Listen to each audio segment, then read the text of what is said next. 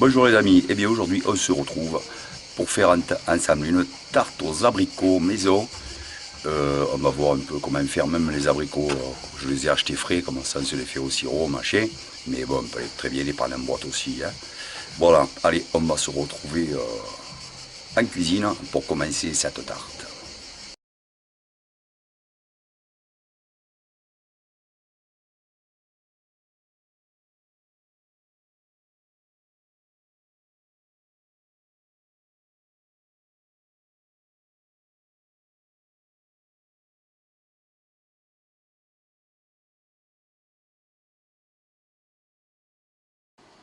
Alors, dans un premier temps, la farine dans le cul de poule, le sel, le beurre en morceaux. On va mettre à petite vitesse. On va accélérer un peu si on va aller plus vite, c'est pas méchant mais pas à fond. Voilà, à ce stade-là, on voit que la farine et le beurre ne forment quasiment plus qu'une seule poudre. Ils ont formé tous les deux une seule poudre. On ajoute maintenant le sucre. Puis, aussitôt, on envoie nos œufs.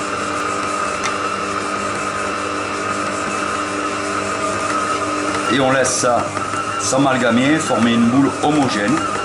Ça dure 3-5 minutes. Hein. Et incontournable, le beurrage des moules, évidemment. Hein, pour pas que ça colle au démoulage et que ça casse. Évidemment, le pourtour.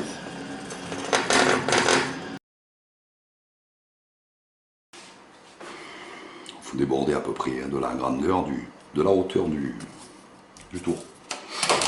À ce moment-là, on prend sa pâte.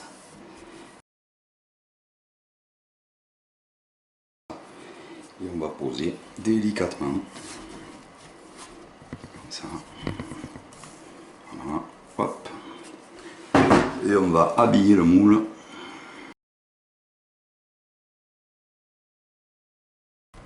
Voilà. On prend l'index et on plaque. Comme ça. Sans appuyer, sans passer à travers la pâte. Hein. On plaque avec l'index.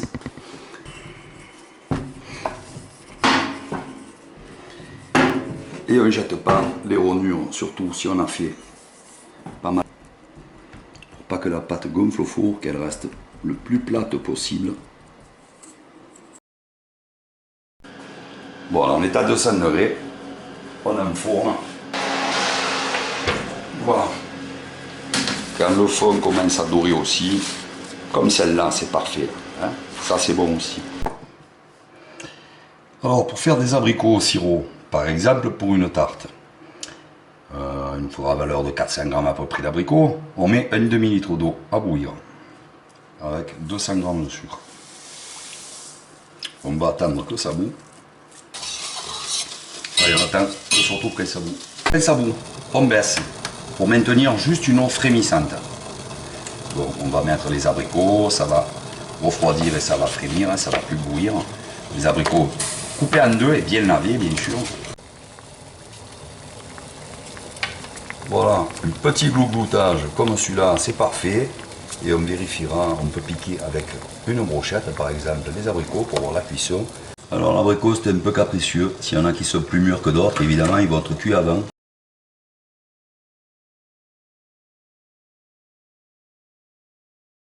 Voilà, après cuisson, on pourra, et après refroidissement surtout, on prendra les abricots, on les remettra dans le sirop froid pour les consommer comme ça. Si c'est pour une tarte, on les laisse dehors, on dressera sa tarte quand on veut. Alors, pour faire la crème pâtissière, on a besoin de lait dans lequel j'ai mis une gousse de vanille, d'œufs, de farine et de sucre. Donc, je mets un petit quart de sucre dans le lait, même pas un petit quart, et tout le reste dans les œufs entiers. Pendant que le lait est porté à ébullition, je vais mélanger donc œufs entiers et sucre. On va fouetter les œufs et le sucre. On va même les blanchir ensemble. On met la farine dans mon lot.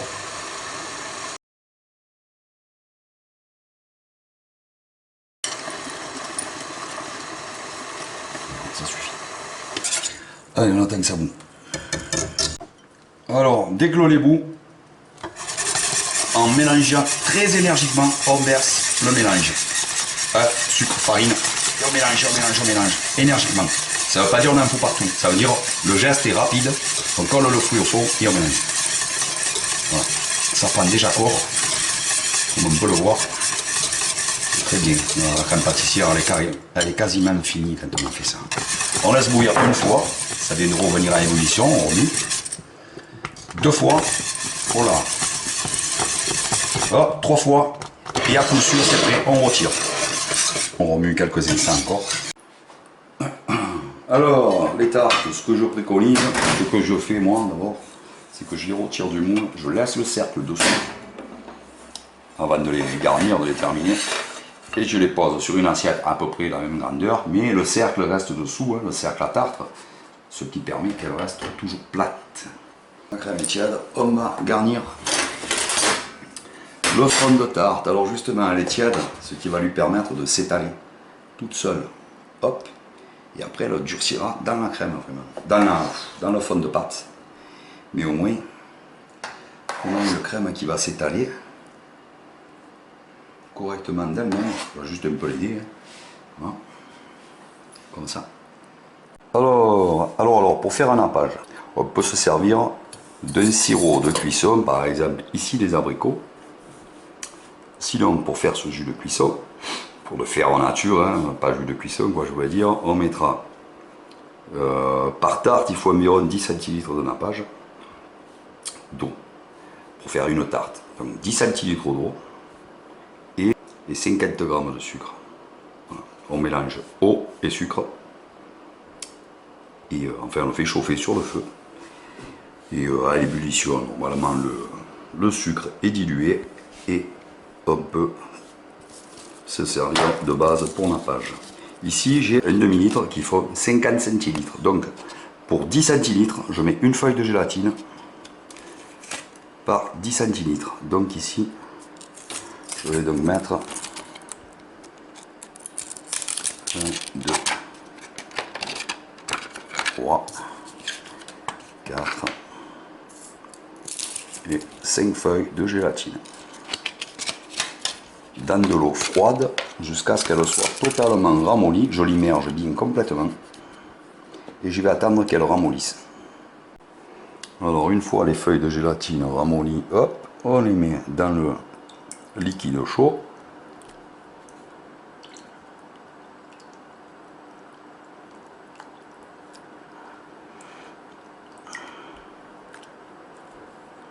Et 5. Et on mélange. Voilà. La chaleur va faire fondre cette fois les feuilles de gélatine qui vont s'amalgamer au liquide et en refroidissant ça donnera un nappage. Voilà une gélatine qui marche très bien, hein, qu'on trouve en grande surface. Là c'est chez Inter, celle de Casino aussi elle est bonne, hein, c'est pareil, c'est tout le même format. Voilà, celle que j'utilise.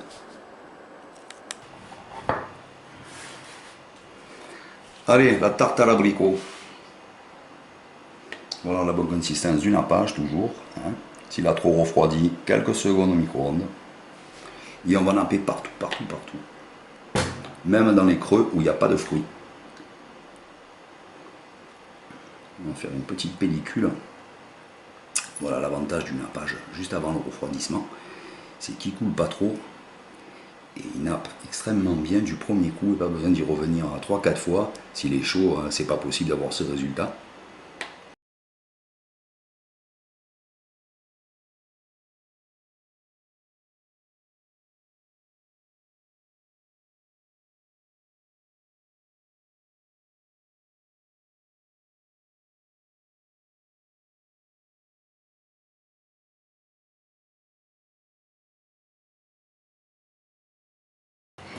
Voilà les amis pour cette tarte à l'abricot, à consommer de préférence le lendemain.